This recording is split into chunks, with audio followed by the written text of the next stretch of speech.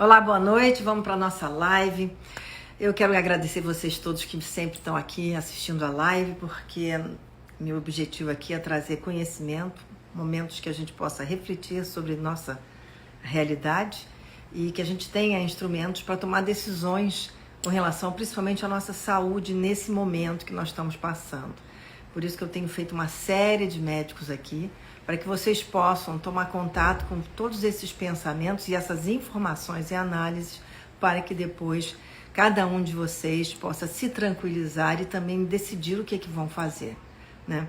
Então, seguindo nessa linha, hoje nós vamos fazer uma live com o Dr. Jorge Calil. Dr. Jorge Calil é imunologista, cientista, professor da Faculdade de Medicina da USP, professor titular em Imunologia e Alergia, diretor do Instituto de Imunologia, diretor do Laboratório de Imunologia do INCOR, em São Paulo, e foi ex-diretor do Butantan. Além disso, ele participa de organizações internacionais, uma delas criada pelo Dr. Fauci, aquele médico que coordena todo o combate de Covid nos Estados Unidos.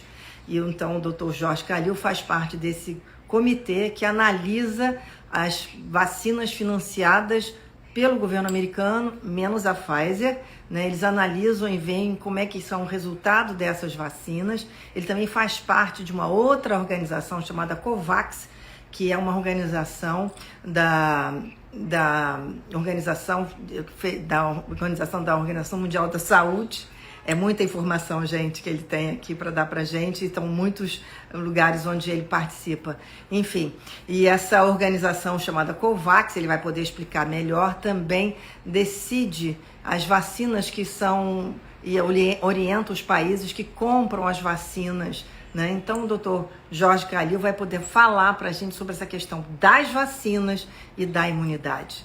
Eu quero agradecer a você, já tem muitas pessoas aqui que entraram, e eu acho que o Dr. Jorge Calil já está aqui.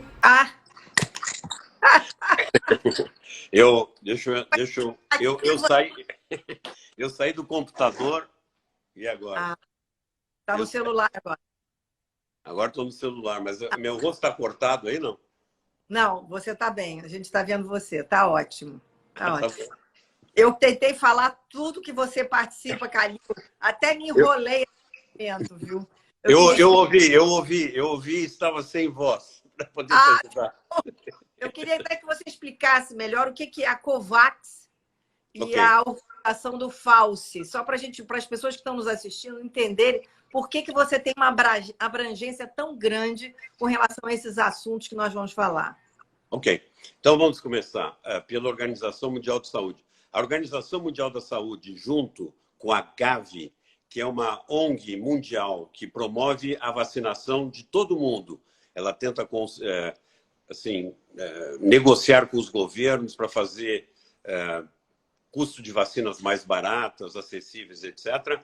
Então, é uma ONG internacional, ela é ajudada por um monte de fundações. E depois também existe o CEP, que é uma coalizão de todos os países europeus com várias fundações, tipo Bill Gates, Wellcome, etc., que foi criada para justamente o mundo se preparar para uma possível pandemia. Isso foi criado em fevereiro de 2017, né? Então, vai fazer agora 4 anos. Eu estava lá na criação, inclusive, falando sobre Zika.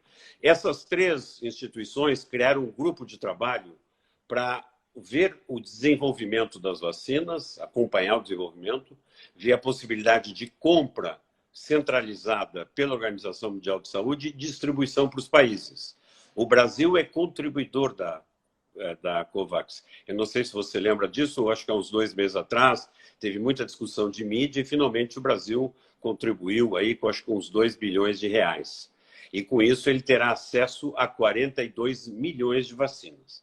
Então o que nós fazemos nas reuniões semanais os diferentes produtores, as empresas, os institutos dizem para a gente em que estado eles estão, qual é a capacidade de produção e qual é a disponibilização que eles poderiam dar para nós, então, na Organização de Saúde, eu quero dizer, para distribuir para o mundo. Então, isso é um trabalho bastante importante de acompanhamento. Inclusive, nós temos recursos. Se alguém precisar de recursos, a gente pode injetar recursos. Isso é um tipo de atuação que é uma atuação mundial. Independentemente disso, os Estados Unidos, através do Instituto Nacional de Saúde e através do Anthony Fauci, eles estão investindo em muitas vacinas. Tanto é que eles já têm garantido pelo menos 500 milhões de doses de vacinas dos 5 maiores produtores americanos, os que tinham mais chances. Em cada um desses, o NIH, o Instituto Nacional de Saúde norte-americano, investiu por volta de 2 bilhões de dólares. E no acompanhamento dos testes clínicos, existe um grupo que no Brasil tem se chamado aí de Grupo Independente de Avaliação, que em inglês chama DSMB, para a sigla em inglês que significa Data and Safety Monitoring Board. Então, é um board de monitoramento dos dados de segurança e eficácia, e nós acompanhamos o dia a dia dos acompanhamentos. Se tiver qualquer efeito adverso grave, a gente avalia, porque nós somos únicos que temos o acesso o resultado aberto, ou seja, não cego, porque normalmente esses estudos são duplos cegos.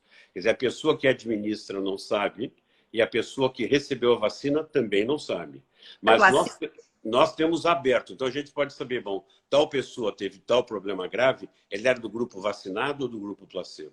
E nós também podemos avaliar, quando existem casos de Covid, a gente pode saber se são as pessoas que foram vacinadas ou placebo, e com isso nós temos estatísticos que nos dão apoio, a gente pode calcular qual é a eficácia da vacina com que grau de confiança estatística. E quando chega num nível bom, aí nós sugerimos para o FDA americano, que seria a Anvisa, que avalie e que promova essa vacina, e que registre essa vacina para ser utilizada. Então, existe... Diga. Não, eu estava querendo só colocar um pouquinho como é que a gente pode entender que essas vacinas, a eficácia delas, porque as pessoas às vezes perguntam, mas que vacina que eu vou poder tomar, né?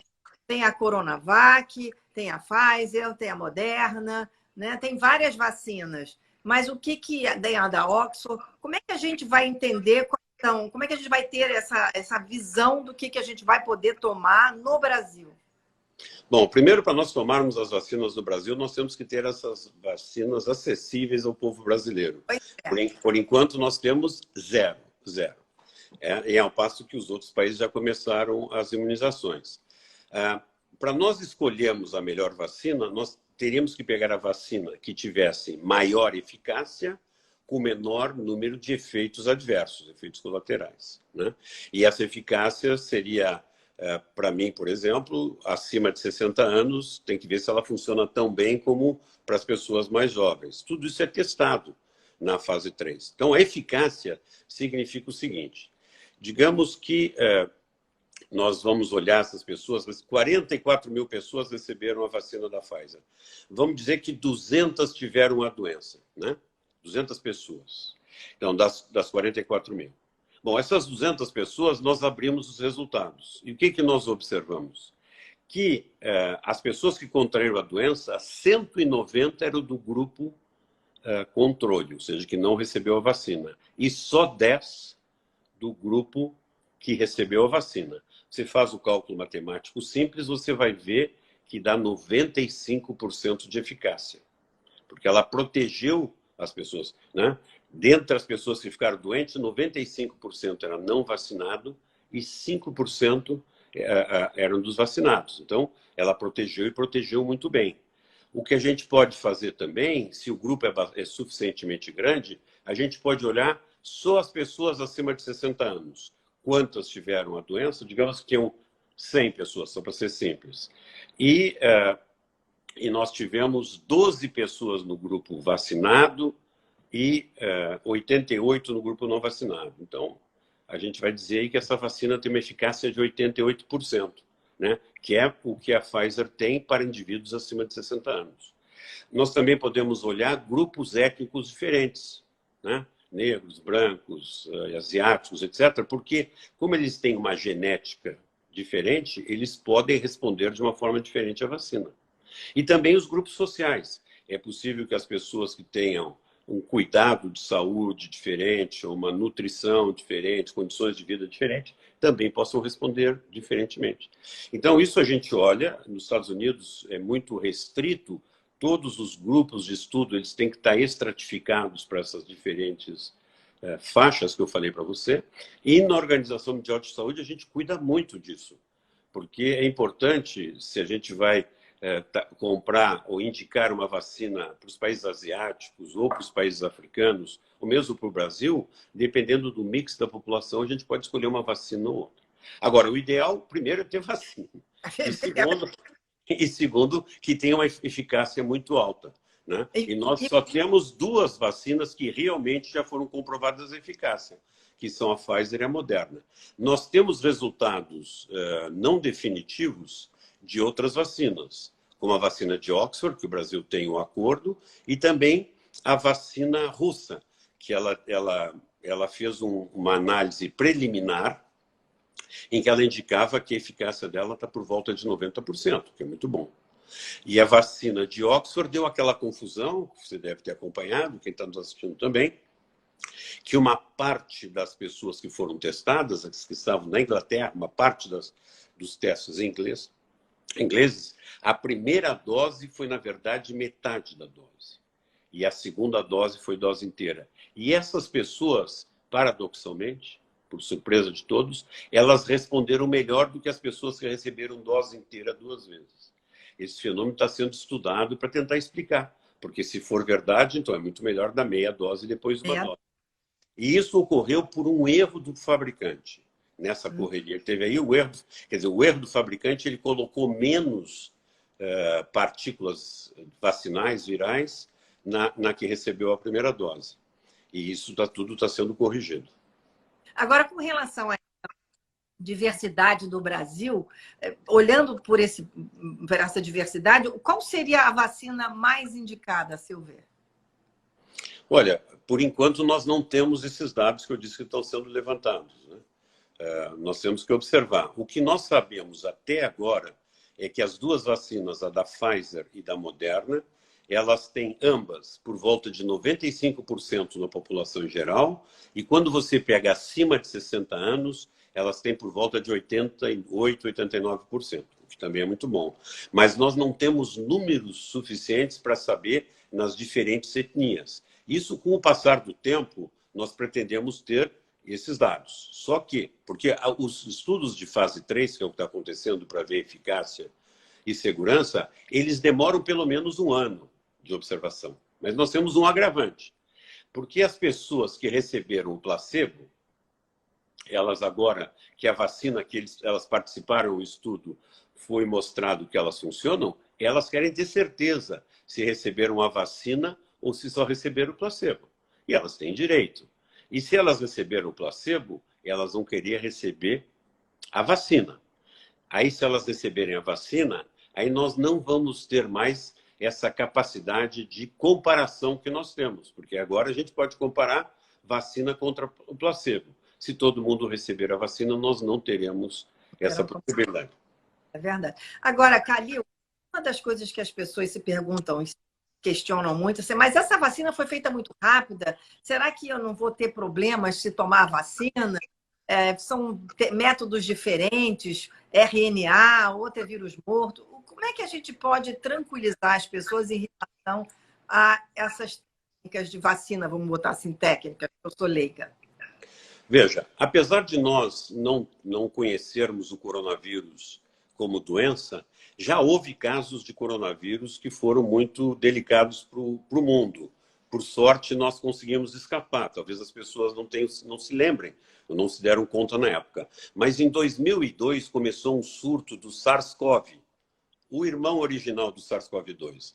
E naquela época esse surto ocorreu também, lá na China, e a mortalidade era enorme, muito maior que o SARS-CoV-2. E naquela época se começou a estudar. E se viu como é que era o vírus, e se viu também como é que as pessoas que sobreviveram, como é que elas se defendiam contra o vírus. E se viu, na época, que era muito importante a pessoa produzir anticorpos contra uma parte específica do vírus. que era numa proteína que se chama do vírus, chamada proteína da espícula, que justamente dá essa conformação para o vírus que parece uma coroa. E depois, em 2012, houve um outro surto de coronavírus chamado de MERS, MERS para Middle East, né? Respiratory Syndrome. Então, esse Middle East, que aconteceu ali nos países do Oriente Médio, ele matou muita gente também, mais ainda que o SARS-CoV. E as pessoas voltaram a estudar. Então, quando surgiu o SARS-CoV-2 e que se conseguiu isolar o vírus, viu que é parecido com aqueles e se conseguiu sequenciar as proteínas do vírus, os grandes grupos fizeram uma de duas apostas. Uma parte deles foi trabalhar nas plataformas que eles tinham de fazer vacinas, colocando essa proteína da espícula. E outros fizeram uma forma antiga de fazer vírus, de fazer vacina contra vírus, das mais antigas, que é simplesmente usar o vírus inteiro como ele é, só inativando, matando o vírus.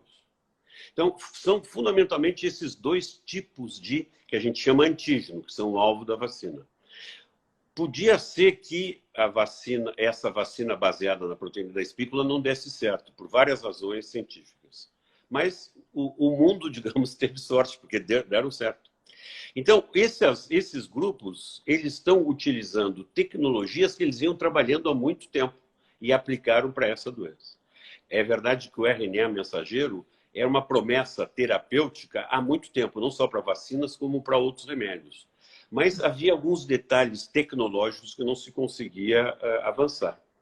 Inclusive, todo esse trabalho é muito baseado numa pesquisadora húngara, que é super interessante, porque ela batalhou para vingar suas ideias e ninguém aceitava, ela não tinha financiamento, mas ela perseverou. Até que ela conseguiu um grande cientista americano, Weissman, que deu força para ela e ela conseguiu mostrar muitas dessas coisas. Isto foram descobertas científicas de base. E aí a Moderna, junto com o Instituto Nacional de Saúde, começou a trabalhar em algumas outras vacinas.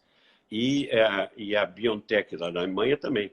Quando surgiu o SARS-CoV-2, eles rapidamente pegaram a sequência dessa proteína, transformaram no RNA mensageiro e fizeram a vacina. Isso foi muito, muito rápido. Mas aí eles fizeram todos os testes. Eles testaram em roedores, depois eles testaram em macacos, fizeram todos os testes de qualidade para depois começarem os testes clínicos. Foi extremamente rápido.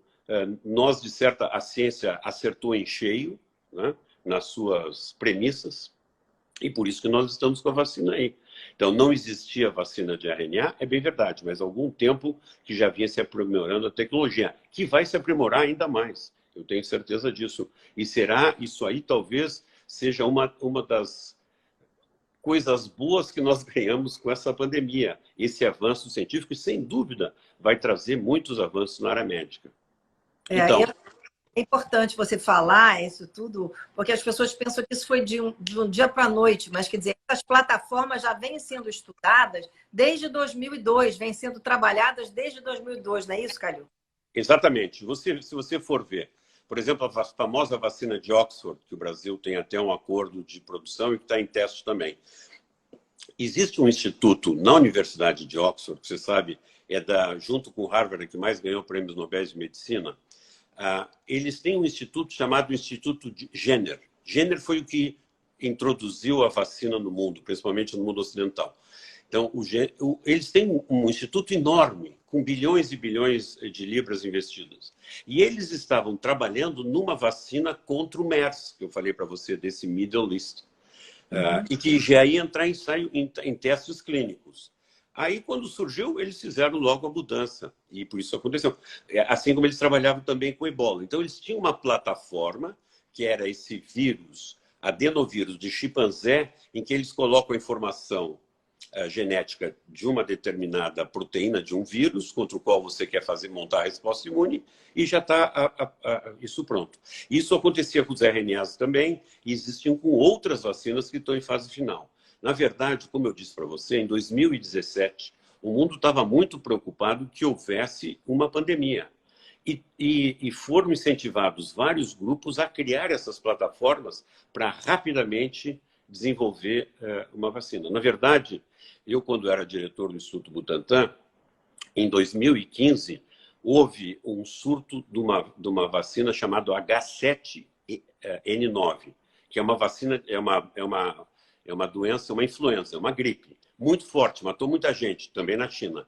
Nós rapidamente trouxemos o vírus para cá, desenvolvemos a vacina, guardamos os tubinhos semente para, se tivesse uma pandemia, rapidamente fazer a vacina. Fizemos um ensaio clínico, etc.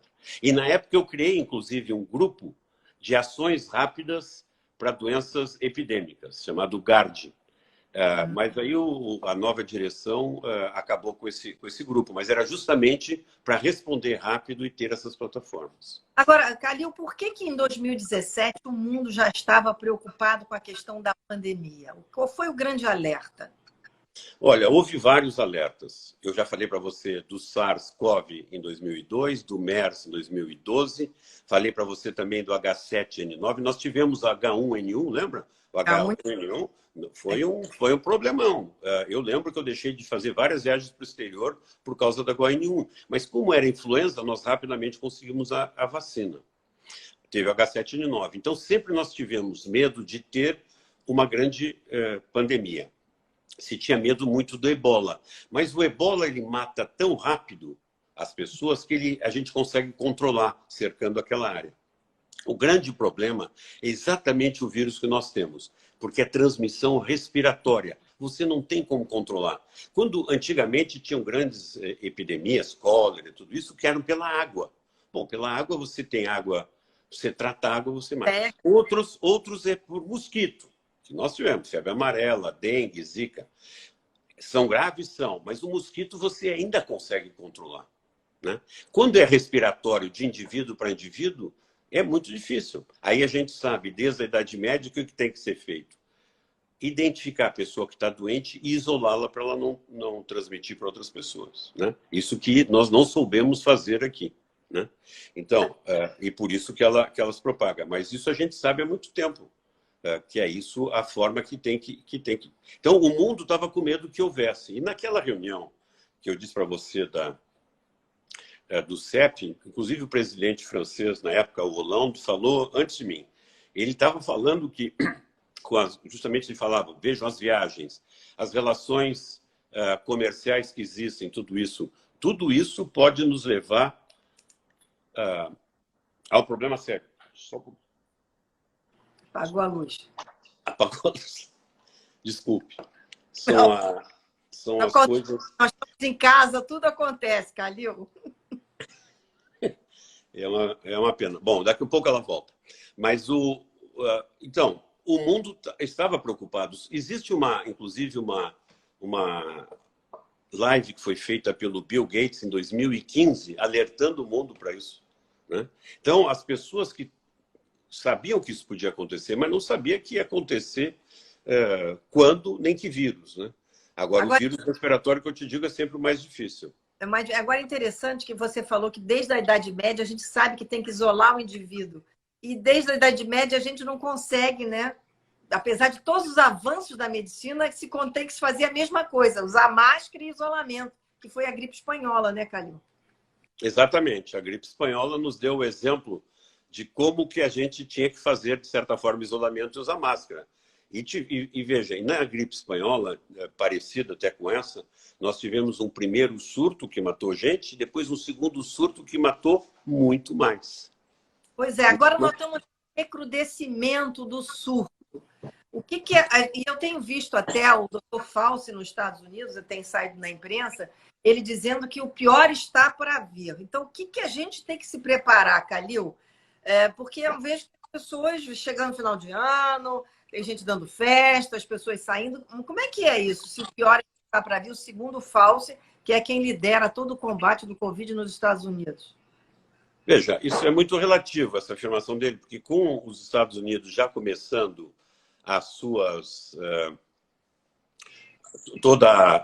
todas as suas vacinações, eles sem dúvida vão diminuir isso. Agora, o que tem é que aconteceu nos Estados Unidos, como aconteceu no Brasil e em muitos outros lugares, as pessoas simplesmente fizeram como se tivesse acabado a doença e começaram a fazer reuniões. Quer dizer, você deve saber, eu sei aqui do ambiente social, muita gente sabe, não, mas eu quero casar, minha filha quer casar, não pode esperar mais. Como se casar necessitasse necessariamente de uma festa. Quer dizer, nós temos que entender que nós vivemos uma pandemia. Então, festa, Réveillon, festa de Natal, festa de casamento, festinha de fim de ano, não pode acontecer, porque a gente sabe que é onde tem mais transmissão. Existe um trabalho muito bem feito nos Estados Unidos, pela revista Nature, publicado pela Nature, que é a grande revista científica, mostrando que as pessoas pegam a doença em bares, restaurantes e festas que anda. E também em reuniões de trabalho sem uso de máscara em ambiente fechado. Se ficar muito tempo ainda num lugar fechado falando, fica pior ainda. Quer dizer, a máscara vai fazer parte da nossa vida durante os próximos 2 anos, você acha? Olha, eu não sei se vamos ter que usar durante 2 anos, mas é importante que a gente use por um bom tempo. Eu vou te explicar. Mesmo que as pessoas sejam vacinadas, essas vacinas elas estão sendo testadas para não ter doença. Não ter doença. Tem umas que estão sendo testadas para pessoas não terem doença grave. Então, não ter doença grave, ótimo. Já não sobrecarrega o sistema e as pessoas não morrem. Não ter doença, maravilhoso. A pessoa não fica doença. Mas nós ainda não temos dados, embora esteja sendo visto isso agora, não temos dados se a pessoa, mesmo que não tenha doença, pode ficar com o vírus na orofaringe, no nariz e na garganta. Então, pode ser que uma pessoa vacinada não tenha doença, mas ela tem o vírus e começa a espalhar o vírus para todo lado. O que seria, em termos de saúde pública, terrível. Terrível. Então, por isso que nós, mesmo vacinados, vamos ter que continuar usando máscara. Até a gente conseguir demonstrar de maneira definitiva que as pessoas vacinadas estão imunes e esterilizadas para esse vírus. Não transmitem o vírus, entendeu? A outra coisa que tem é quanto tempo nós vamos conseguir, em quanto tempo nós vamos vacinar a população brasileira. Nós teremos que ter muitas... Veja, nós vamos precisar de mais de 400 milhões de doses de vacinas para vacinar a população brasileira. E nós não temos nada ainda, né? Tomara que Oxford e Coronavac sejam aprovadas, termine um estudo, mostre que são eficazes, que são seguras e a gente possa utilizar. Mas, por enquanto, nós não temos.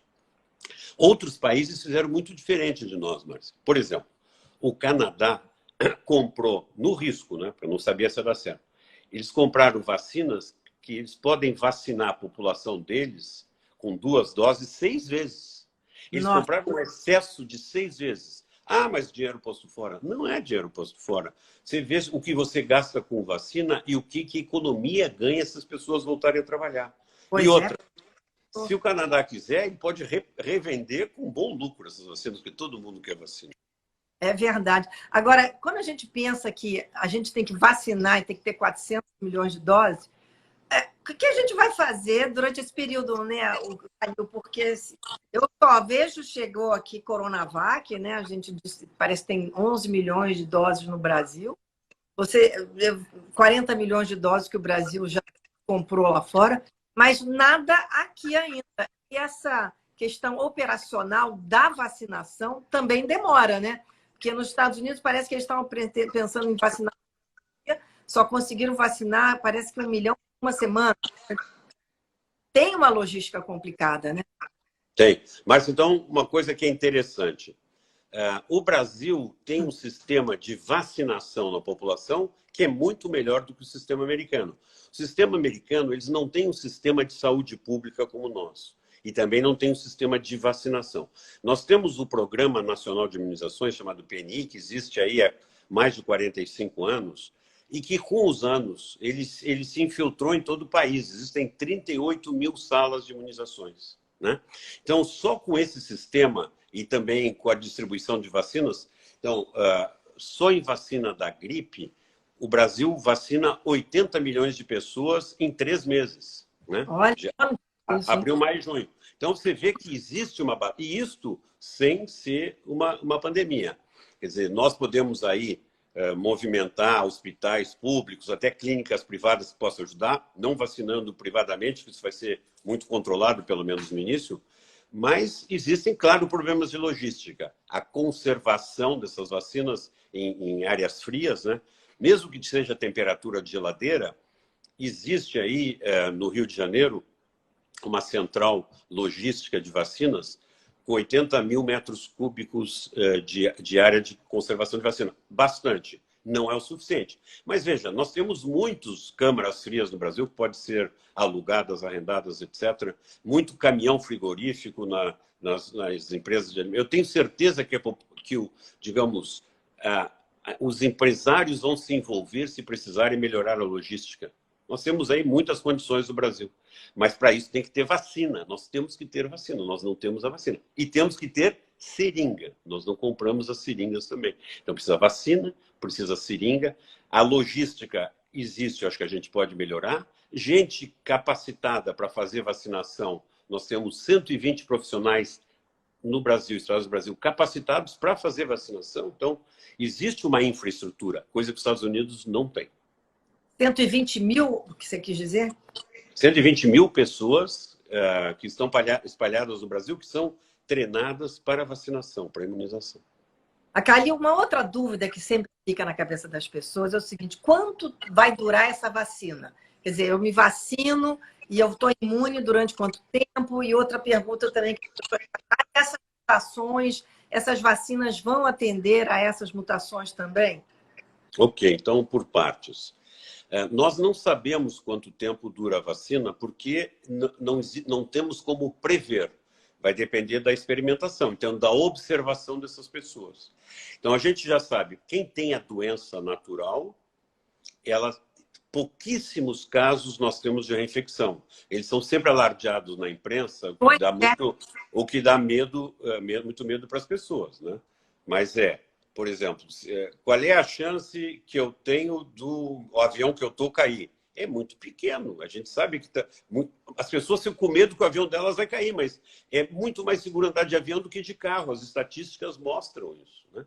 Então, a reinfecção é raríssima por enquanto. Então, as pessoas que tiveram a doença, até nós termos mais casos de reinfecção, elas estão protegidas. Pode ser que elas peguem o vírus de novo, espalhem e tal, mas elas são protegidas de doença. Existem casos de reinfecção com doença grave? Existem. Poucos. Não tem 10 que estejam... Não tem 10. E nós já tivemos 60 milhões de casos no mundo. Quer dizer, é uma raridade. Na medicina, você não pode só pensar na raridade, porque senão você não sai de casa. Porque você sabe do vizinho que foi atropelado quando saiu de casa, pode cair um raio. É mais fácil cair um raio, por enquanto. No Brasil morre muita gente com raio, é mais fácil cair um raio do que a pessoa ser reinfectada, por enquanto. Daqui a um pouco, talvez a gente comece a ver muitos casos de reinfecção, aí a gente vai ter uma ideia do tempo de durabilidade da imunidade adquirida com a doença. Com a vacina, nós também não sabemos. E nós não tivemos tempo de saber como induzir a memória. A gente sabe, hoje em dia, que a gente pode... O sistema imune tem muitas coisas com o sistema nervoso, a gente pode induzir uma melhor memória. Para isso tem que estudar. Eu estou estudando isso na vacina que nós estamos trabalhando no meu grupo de pesquisa aqui em São Paulo, nós estamos estudando como induzir uma memória mais forte. Então, a gente não sabe, só o tempo nos dirá. Aí as pessoas dizem, mas a gripe tem que tomar vacina todos os anos. Mas a gripe tem vários problemas. Não só a imunidade de uma vacina inativada. Como eu disse para você, ela não dá uma resposta muito grande. Mas a gripe tem tantos tipos diferentes de vírus que mutam, que às vezes ela não é eficaz porque você previu tais vírus iam circular e circulam outros. E aí você tem que estar sempre atualizando para os vírus que vão aparecer naquele ano. Este vírus, até agora, também, as pessoas dizem, uma mutação aqui, mutação ali. Existem mais de 30 mil mutações, as pessoas entenderem. Tem muita mutação. Mas tem que ver aonde que é a mutação. Então, a mutação que para nós seria muito ruim é se o vírus conseguisse mutar justamente aonde é o alvo da nossa resposta imune de proteção. E isso até hoje não ocorreu. Qual é o alvo? Esse alvo é justamente no momento mais frágil do vírus. O vírus tem que entrar numa célula. Então, se a gente conseguir impedir que o vírus entre na célula, um anticorpo que bloqueie, esse vírus não vai causar problema. Então, se mutar ali e eu tenho uma defesa para o vírus antigo e o vírus novo escapa disso, poderia ser um problema. Mas nós não temos isso por enquanto. Todas as mutações que ocorreram agora não alteram a imunidade. Se tivesse alterado a imunidade, a Inglaterra teria milhões de casos de reinfecção. Porque as pessoas tiveram, agora o vírus entrou lá na Inglaterra, esse mutado, teria milhares. Não é o que acontece. Os milhões de casos não é o que acontece. O que aconteceu com esse vírus mutado? Esse vírus mutado, as publicações dizem que ele tem uma maior capacidade infecciosa. O que significa isso? Ele se transmite mais facilmente de uma pessoa para pessoa. Uhum. As razões podem ser as mais variadas. As pessoas dizem do fitness, né? Como se o vírus fizesse lá sua ginástica e tivesse melhor forma, infeccionasse melhor. Então, mas a doença não é mais grave. Não é. Não é mais grave, mas ele transmite mais rapidamente. Talvez ele flutue, voe melhor, ou fique mais tempo no aerossol, seja mais resistente a alterações de temperatura, de umidade do ambiente. Tudo isso está sendo estudado, porque essas coisas ocorrem muito rapidamente. Então, o que se observou, ele é mais infeccioso. Ele altera a resposta imune? Não. Então, há as vacinas que vão continuar sendo eficazes também com esse outro vírus. Com o tempo, pode ser que existam realmente mutações, e aí criam o que a gente chama no jargão médico de sorotipo, porque o soro neutraliza um vírus e não neutraliza outro, né? Um exemplo, sem citar você, é a dengue, porque você pode ter dengue. Você pode... Outras vezes. Então, você pode ter dengue do tipo 1, que aí você faz uma resposta contra o tipo 1. Se você tiver o vírus, a dengue 2, o sorotipo 2, a sua resposta contra 1 não serve. Então, você vai pegar o vírus de novo. E pode pegar uma terceira vez ainda. Premiada. Premiada.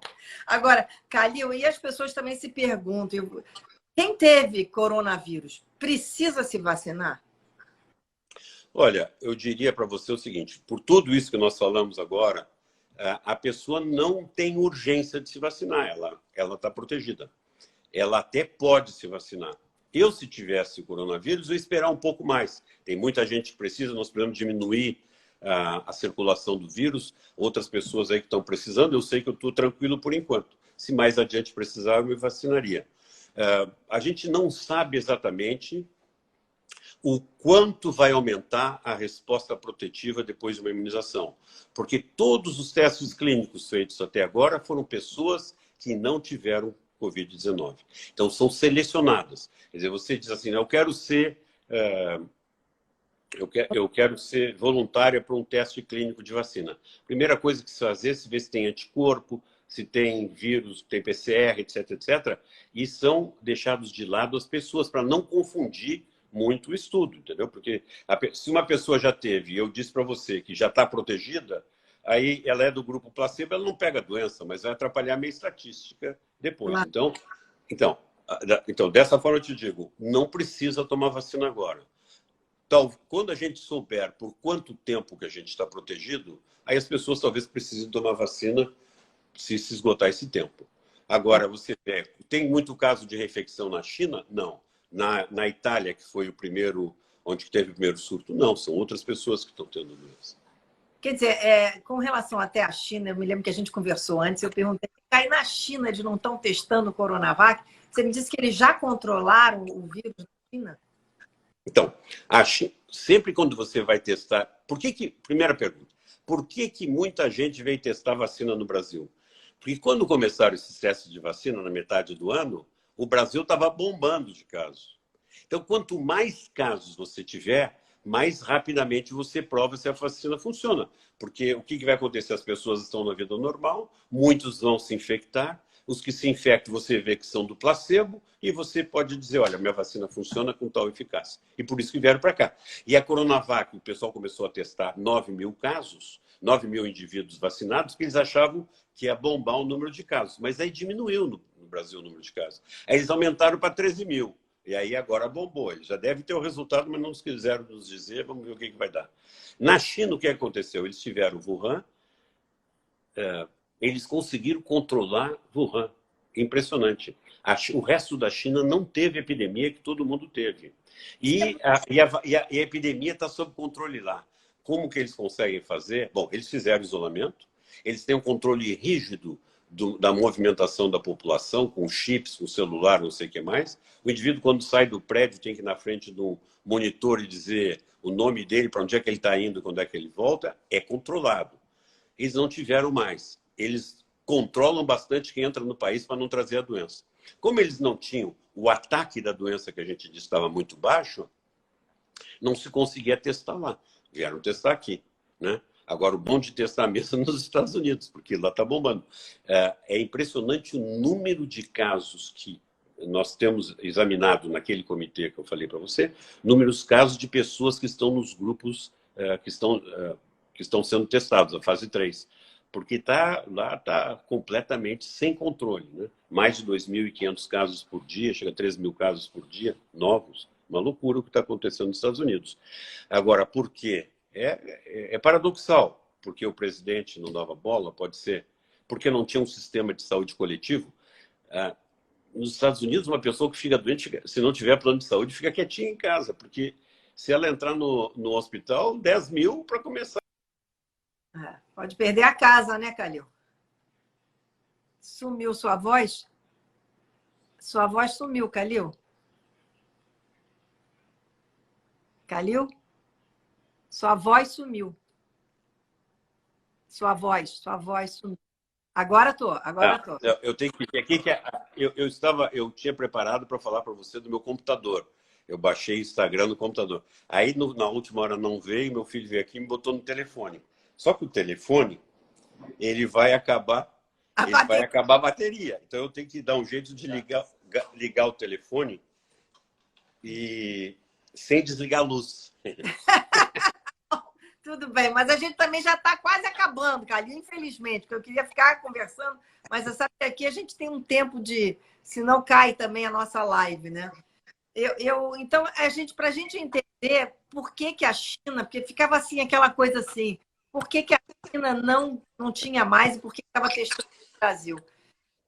Então, aqui se movimentando, eu estou falando um pouquinho para dar tempo para você. Tá. Então, nós não temos... como na China não tem casos, não testam na China. Então, a China, a Coronavac, teve que ser testada na Indonésia, na Turquia e no Brasil, sendo o Brasil, de longe, o que que tem o maior número de casos sendo testados. Todas as vacinas chinesas são testadas em outros lugares, né? Porque não tem, infelizmente, não tem o número de casos que são necessários. E é por isso. Agora, eles são os donos da vacina, né? Deu para mostrar que, na hora de dizer o resultado, os chineses disseram não, me dá o resultado que eu vou divulgar quando eu achar que tem que ser divulgado. E aqui nós, em São Paulo, ficamos com a ver navios. Quer dizer que é por isso que a gente ainda não tem o resultado do Coronavac? Por isso que está tão atrasado, toda hora eles... Adiam. Olha, essa é a explicação que eu acho a mais plausível. Eu vou te dizer que na segunda-feira de manhã, na reunião que eu falei para você da COVAX, Organização Mundial de Saúde, não, na terça-feira, desculpe, quem apresentou foi o diretor da Sinovac, que produz a Coronavac, o diretor científico deles. Apresentou para esse grupo nosso da Organização Mundial de Saúde. E eu fiz várias perguntas para ele, bem diretas, né? Sobre como é que produz, quanto vai produzir, qual é a eficácia. Ele disse, a eficácia não está pronta. Eu digo, mas quarta-feira, amanhã, o nosso governador prometeu que vai dizer os números. Ele disse, não sei, talvez não tenha ficado pronto. E talvez a gente segure um pouquinho o resultado para liberar o resultado mais adiante. Talvez em 15 dias eu libere o resultado. Então, eu não sei se ele tinha o resultado e não quis liberar, se não tinha o resultado, ou se ele queria mostrar força, porque aqui o pessoal aqui em São Paulo, o governador e o diretor do Butantan diziam que a vacina brasileira, ele acho que mostrou que a vacina não é brasileira, né? Quem manda são os chineses. E eles vão liberar o resultado quando eles acharem que for mais conveniente. Pois é, mas aí atrasa também a vacinação, né, Calil? E as pessoas estão muito ansiosas para saber o que vão fazer, né? E como é que podem se proteger, né? Sem dúvida alguma que isso aí atrasa a vacinação. Como eu disse primeira pergunta que você fez, o nosso grande problema é não termos uma vacina que tenha sido testada, aprovada para a gente vacinar a população brasileira dentro de uma ordem de prioridades estabelecidas pelo governo federal, através do Programa Nacional de Imunizações, que ouviu cientistas, médicos, etc. Nós demos várias sugestões, algumas eles acataram, outras não, mas existe uma lógica. Agora, para isso, nós precisamos ter vacina. Eu adoraria que o Brasil tivesse feito um acordo com a Pfizer, por exemplo. A Pfizer testou muito a vacina no Brasil. Muita gente foi testada. Do número dos 44 mil foram aqui brasileiros. Quer dizer, eles... Abaixa um pouquinho a câmera, senão a gente não está... Agora, isso, agora. Então, por Desculpe, favor... porque eu botei aqui o cabo de... Você então, tivesse feito um acordo com a Pfizer? Se tivesse feito um acordo com a Pfizer, nós poderíamos ter vacina da Pfizer no começo, porque eles testaram aqui. Nós podíamos ter imposto, né? Vai testar em brasileiro? Então me garante aí 50 milhões de doses. Mas nós não fizemos isso. Nós perdemos a oportunidade, porque muitas dessas vacinas, como eu te disse, foram testadas no Brasil e estão sendo testadas no Brasil. Então nós poderíamos ter prioridade. A gente abre o nosso sistema de saúde e a população para ajudarem, que é muito bom. E eles vêm testar aqui porque a nossa medicina é muito boa. Eles sabem que os testes aqui são confiáveis, né? Mas tínhamos que ter negociado isso tudo. Nós não temos nenhuma boa negociação com vacinas. Que coisa! Isso é inacreditável, Calil. Isso é inacreditável. E quando você diz que o Brasil tem 40 milhões de vacinas já dentro desse acordo, que vacinas são essas? Pois é isso que nós estamos decidindo nessas reuniões para ver quais são as melhores vacinas que esse consórcio vai comprar para distribuir nos países que contribuem, né? O que nós temos nesse negócio da COVAX, Organização Mundial de Saúde, é um grande poder de compra e também um grande poder de influência no mundo, porque é a Organização Mundial de Saúde.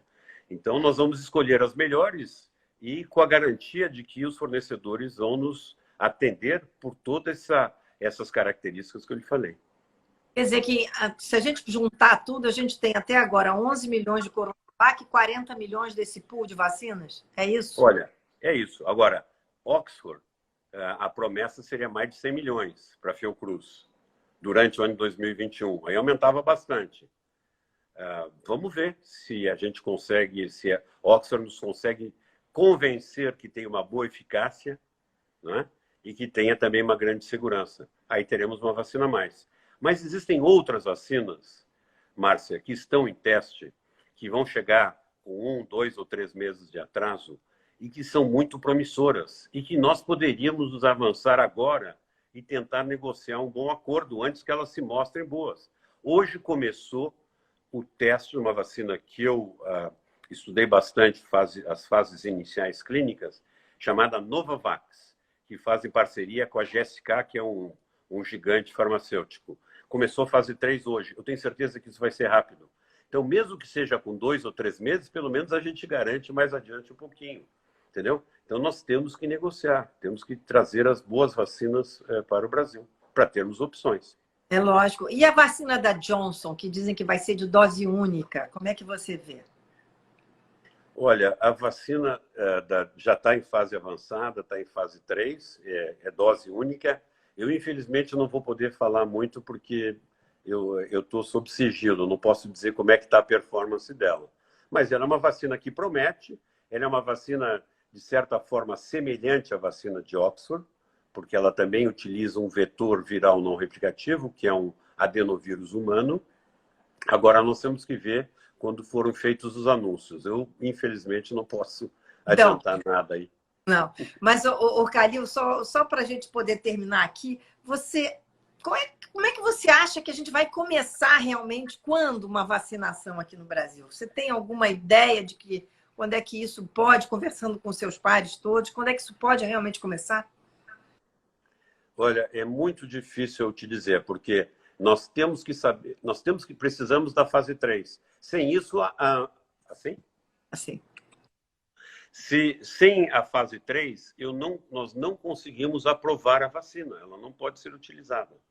E isso depende do que acontece. Você viu que a vacina de Oxford, nós tivemos aqueles problemas que nós já conversamos. Então, não está pronto. Vamos ver como é que eles vão mexer os dados deles e tentar nos convencer que a vacina deles está pronta e a gente começar rapidamente. Aí seria uma vacina que a gente teria grande quantidade. A Coronavac, existe a promessa de ter muitas doses também, mas para isso tem que mostrar que ele é eficaz. O governo falou numa compra da Pfizer. Ótimo, seria maravilhoso. Agora, quando é que a Pfizer vai conseguir entregar? Os Estados Unidos, o Trump disse que não sai vacina feita no solo americano antes de vacinar o povo americano. Eles têm 300 milhões para vacinar. A Pfizer tem fábrica na Europa também, mas os meus amigos franceses e mesmo portugueses disseram que vão receber vacina da Pfizer essa semana ou semana que vem. Então, eu imagino que a Pfizer esteja comprometida para vender para a Europa. Para a Europa. Se não for para os Estados Unidos. Além disso, bom, o Chile comprou. Então, um amigo meu chileno, ele me ligou ontem e disse, nós vamos começar. Agora, compraram 5.000 doses. 5.000 doses dá para 2.500 pessoas. É só para dizer que foram o primeiro latino-americano a começar o programa de vacinação. Então, tem muito jogo político e fica enganando as coitadas das pessoas. Então, vamos esperar que essas vacinas terminem os estudos, sejam aprovadas, que a gente comece. Mas é muito difícil a gente dizer quando é que nós vamos começar. Ali, eu quero te agradecer muito pela sua entrevista, brilhante, foi maravilhosa. Você explicou tudo, deu um panorama mundial e um panorama regional, que é aqui do Brasil, e com tantas análises profundas. Muito obrigada pela sua live, valiosíssima nesse momento aqui no Brasil. Foi uma Márcia, live... foi um prazer muito grande falar com você. Espero que tenha sido claro para as pessoas. Acho que é muito importante ter informação clara e precisa.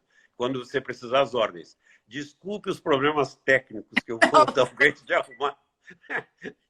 A próxima vez não vai acontecer isso. Não, tá, não teve técnica, foi tudo maravilhoso. Muito obrigada, Calil.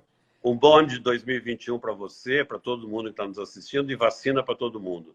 Vacina para todo mundo. Obrigada, Calil. Um bom ano para você também. Que 2021 tenha muita esperança e muita vacina. Obrigada. Nada, obra. Um abraço grande. Gente, olha, foi maravilhoso. O Dr. Calil fez assim uma explanação profunda, uma análise maravilhosa. Eu espero que tenha sido muito proveitoso para todos vocês. Eu quero agradecer quem estava aqui, dizer que essa foi a minha última live desse ano. Ano que vem eu volto a partir do dia 4, mas eu vou me despedir de vocês aqui desejando um feliz ano novo para todo mundo, com muita paz, saúde e amor, que a gente faça as nossas orações e peça que a gente tenha um ano de 2021 mais tranquilo, mais ameno e com muita saúde. Obrigada para vocês e uma boa noite.